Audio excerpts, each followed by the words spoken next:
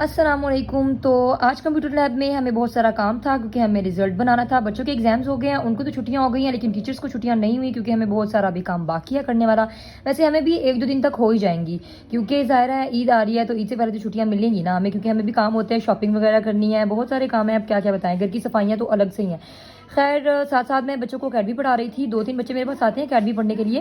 तो वो ऐसा होता है कि स्कूल टाइमिंग के बीच में वो आ जाते हैं और फिर मैं उनको अकेडमी पढ़ा देती हूँ। फिर मैं उनका काम चेक करी थी। काम चेक करते करते साथ में मैं अपनी कोलीग्स के साथ गॉसिप्स वगैरह भी कर रही थी क्योंकि टाइम भी पास हो जाता है हमारा। इस तरह दिन जो है वो बहुत लंबा होता है। इतना सारा काम करने के बावजूद जो है हमारा बहुत सारा टाइम बाकी रहता है फिर भी, और समझ नहीं आती कि दिन कब गुजरेगा। खैर, काम तो बहुत सारे होते हैं, लेकिन फिर भी इंसान को होता है कि घर चले जाए। गर्मी में वैसे भी सुस्ती रहती है, दिल करता है बस घर जाएं, घर जाके सो जाएं।